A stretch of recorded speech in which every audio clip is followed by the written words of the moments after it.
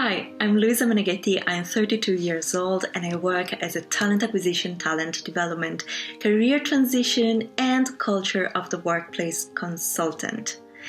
In a nutshell, I help improve the workplace by helping people thrive at work and by connecting the right talent to the right professional opportunity.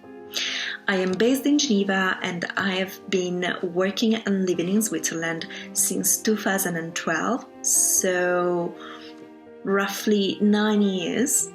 And the funny fact is that when I first came to Geneva, I was immersed in a completely different sector and I was pursuing an academic path in human rights, law, and political science. So it was a completely unusual start to end up eventually as a talent consultant. The most important thing is that I ended up doing what I do today because I followed my curiosity and I became increasingly aware of my own talents, and I just decided to give myself a chance to try and do and really take the lead in my own career development. So following my curiosity, following my talents, and giving myself a chance were the three most important things that led me to do what I am doing today. So, what is my typical day as a talent consultant? Well, right now is a little bit different from the usual because we are still immersed in this pandemic situation. The most important thing is, I would say, make a structured day. For me, it's really important to know that during the day I have time where I am fully focused on connecting with my clients, and connecting with clients means having video calls or having a moment to talk one-on-one or write to them, answering them. And that is the moment where we build a conversation around the objectives that my clients have. It could be that they are seeking to change their career, and so they need some guidance on that aspect. It could be that it is a 1-hour consultancy on their personality in the workplace, and in that case I would be delivering a debrief on an assessment survey that they have taken and that I am certified to work with. Or another typical part of my day is to provide some content, so write mostly for me, or attending outreach event such as attending digital talks, creating webinars, and overall supporting the learning experience for a broader audience, not just for those that are already part of the sector, but also for the general public. And so that would be the external outreach.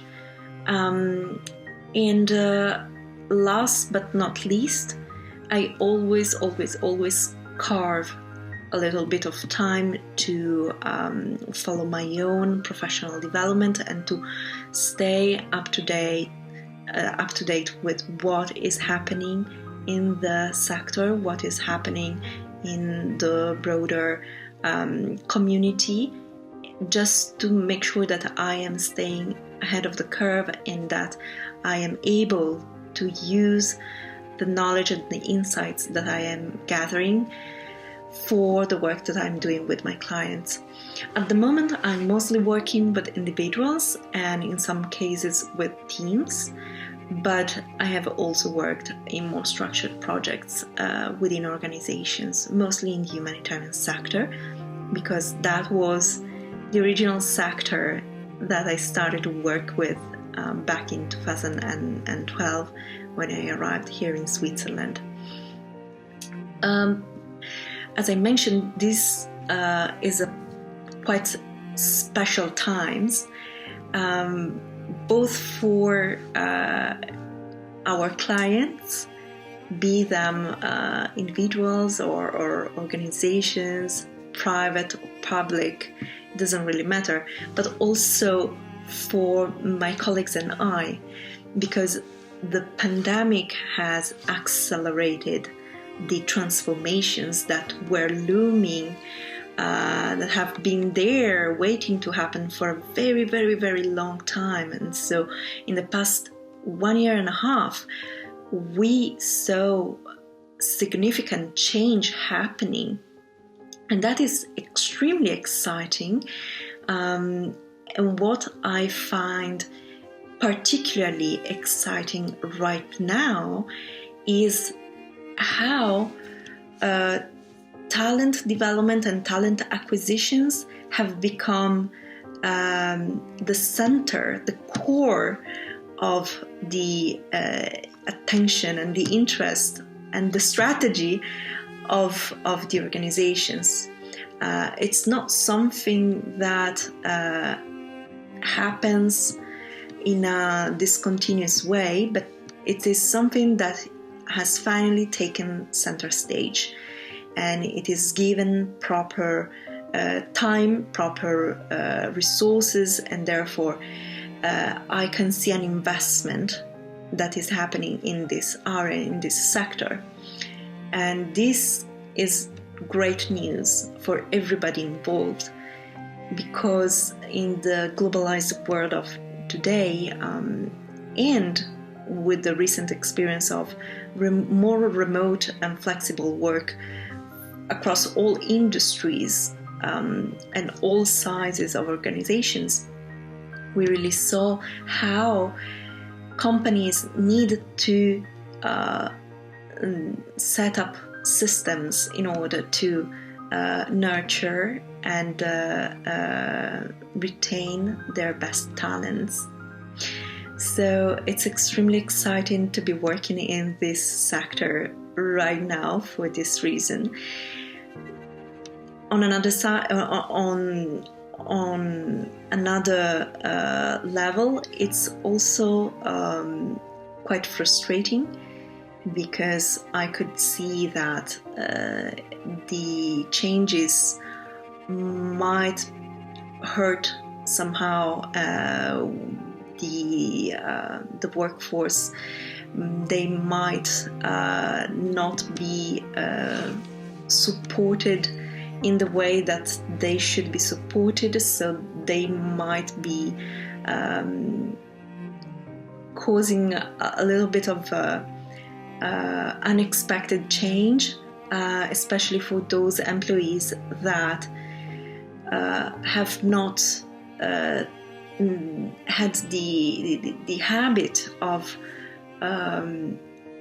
building their own skill set and engaging in a continuous self-development work in their career and in their professions, and were therefore not expecting certain changes, for instance, switching from office work to remote work, or experiencing some limitations in the resources available for their work, or even being made redundant by their employers. So on one side it is extremely exciting, on the other side it can be quite frustrating, and last year was a little bit of a roller coasters with many ups and downs, but overall seeing that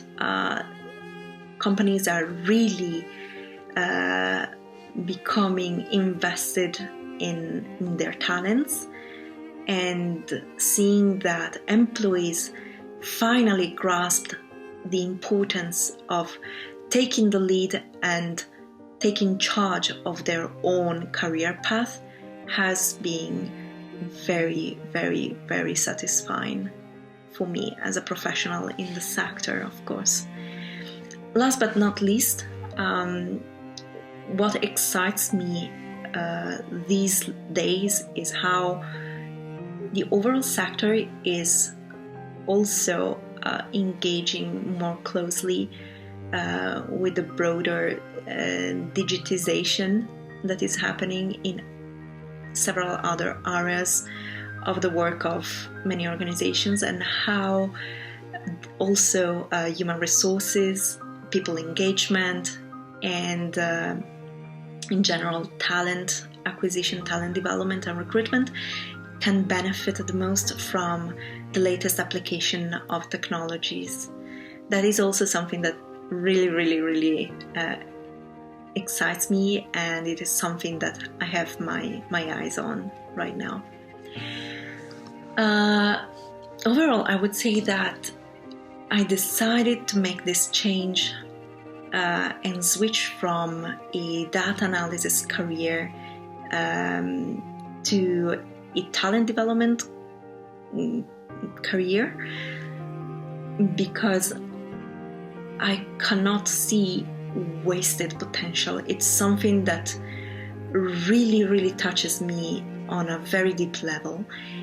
And after years of working in the humanitarian sector, witnessing how many good talents were not given proper visibility, or didn't know even where to start on how to become more and more attuned with their career path, made me realize that it's something that I wanted to dedicate my time 100%. And the first time that I approached this sector was actually quite a long time ago. It was in 2014 when I attended a workshop on coaching. That was my very first experience, first-hand experience with talent development. And I ended up becoming so fascinated by the idea that there was a way to contribute and to help people develop their best talent and make it visible, and at the same time have a wonderful, satisfying career path, that I decided to continue. And so I followed my curiosity. I started to read many books on the topic. I started to approach the topic, as I mentioned, from the coaching lens. And then throughout the years, the more I learned through books, from interviews, from specialized websites such as the International Coaching Federation's website, and the more I became convinced that this is the way that I am supposed to contribute, and this is actually a career path that I want for myself. Fast forward, in September 2019, I ended my experience in the humanitarian sector, my very long experience with human rights and humanitarian issues came to an end, so that I could pursue full-time this new career path. And it happened, as I mentioned, right before this big transition, this big disruption of COVID-19, which led to an extremely rich professional experience and quite a steep learning curve as well. Now, the most important thing is that I didn't make my career switch and transitioned from day to morning. I was already investing almost all my free time in building this as a side interest. So I followed my curiosity. I was so intrigued by this world that I wanted to learn more. And so I gathered resources, I gathered people. I started to grow sort of a repository and a network that was very, very, very specific to talent development, career coaching, talent acquisition.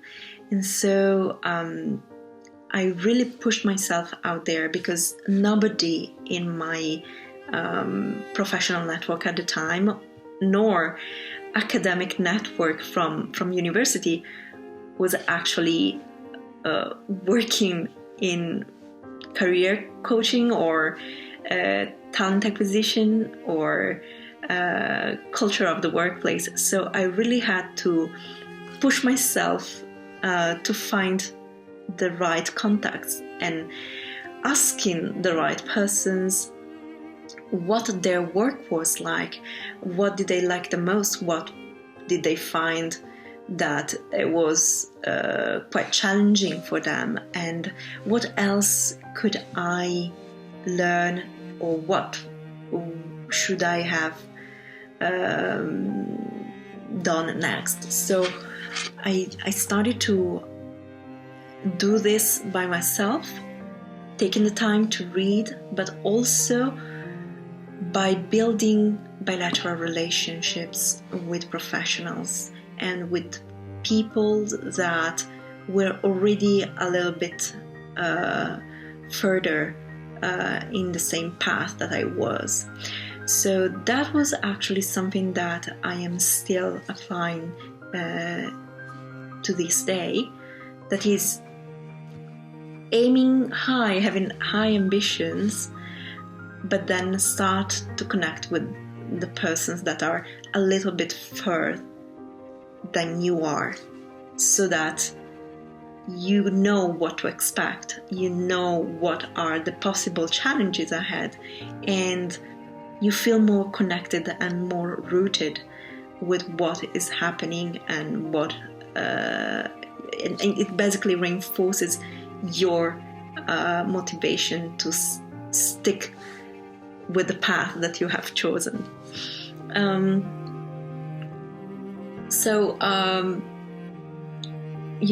I mentioned that wasted potential was the big trigger for me, and my first steps were actually in the professional career coaching world.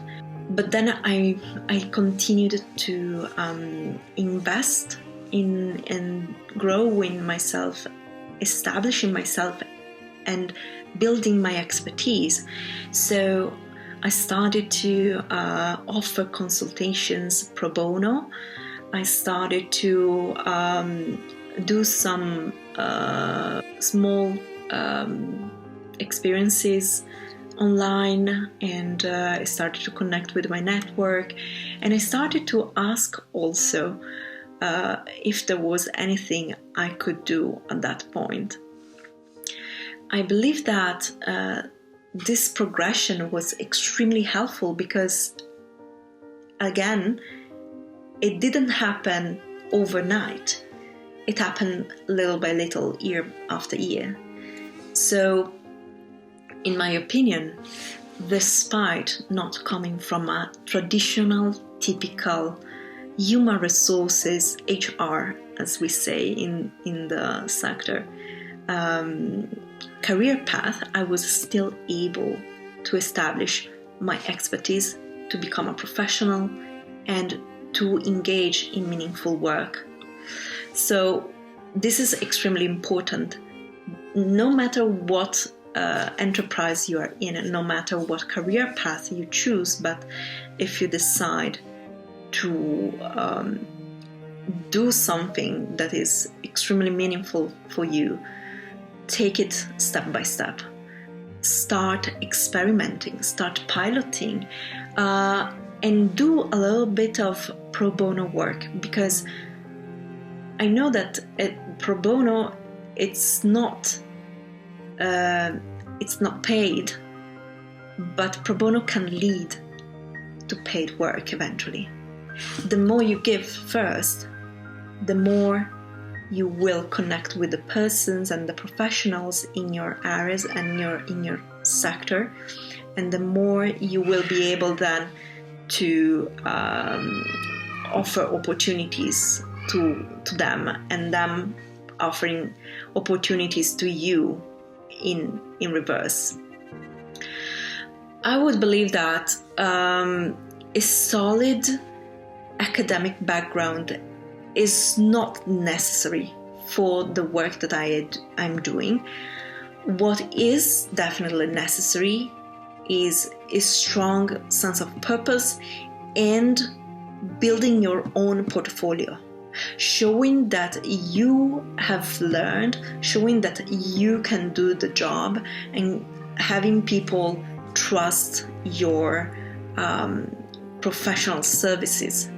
That's why I invested both on learning the theory and staying up to date with the sector. That is crucial for any kind of sector you are in.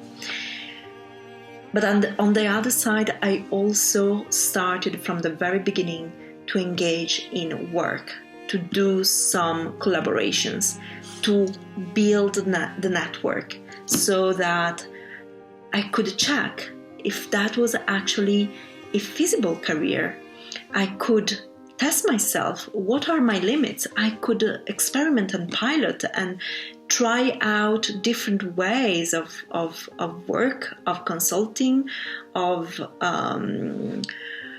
facilitating workshop. And I learned through these experiments what suits me most and what I am best at, because you strive for excellence and you need to know what works for you, not just in theory, but most importantly in practice. And this is exactly the kind of little by little, step by step progression that I strongly recommend you start to do as soon as possible.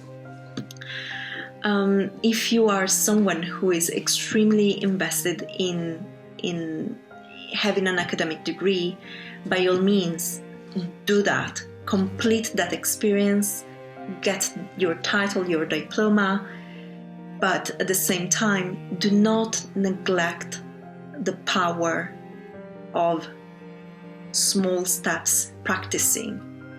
Even just organizing a workshop on the latest thing that you have learned about the topic you are passionate about with your closest friends and making it public, or organizing a meetup online and have some strangers connect with you, and do the same as many times as possible, because then you will see what you are really good at, what you are okayish at, and what you should really delegate to someone else. So that when the right opportunity presents itself, you already know what to do. If we are looking at the most traditional path that a talent acquisition, talent development consultant has, of course, a degree in human resources or in the public sector. Nowadays, psychology, especially organizational psychology degrees, are very, very sought after. However, I would also stress that the sector, as of 2021, is rapidly evolving and has accelerated its evolution. So do not be afraid to look up on YouTube keywords about the profession, talent acquisition, talent development, industrial organization psychology, and see what experts can tell you about their own professional experience. This is also a way to gather information and to build and to map a little bit what's happening right now. I believe that with the increasing digitization that is happening in companies, anything that has an analytics aspect combined with a more social sciences aspect is great. And this is also why I am currently attending a people analytics executive program. The executive program is a program that you attend after university when you are already a professional and you want to explore a very niche, very specific aspect of your work. So with this program, I am actually learning to combine the analytics aspect of everything people related and bringing it in within the organization and helping the organization strategize for the future of their people, for the future of their talents, based on the data that they have in-house.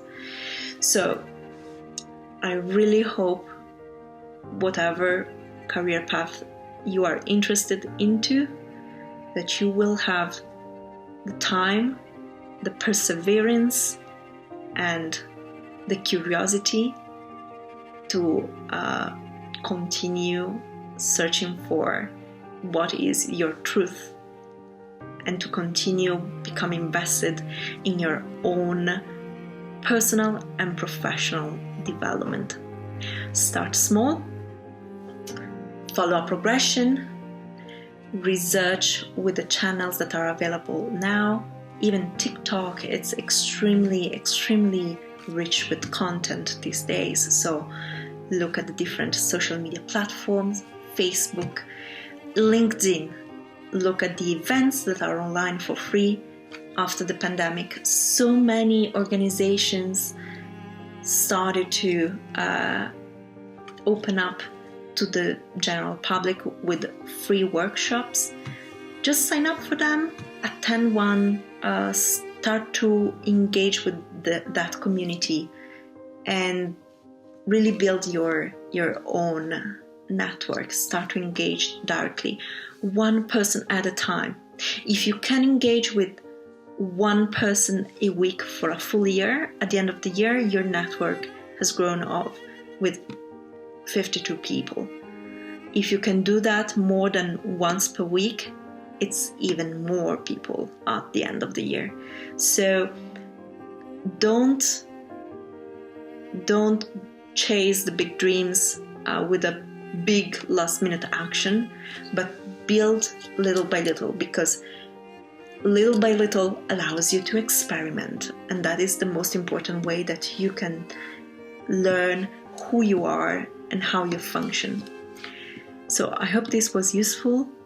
I wish you a great future, and please do reach out and stay in touch. If you have any questions, I'm here for you. Have a great day.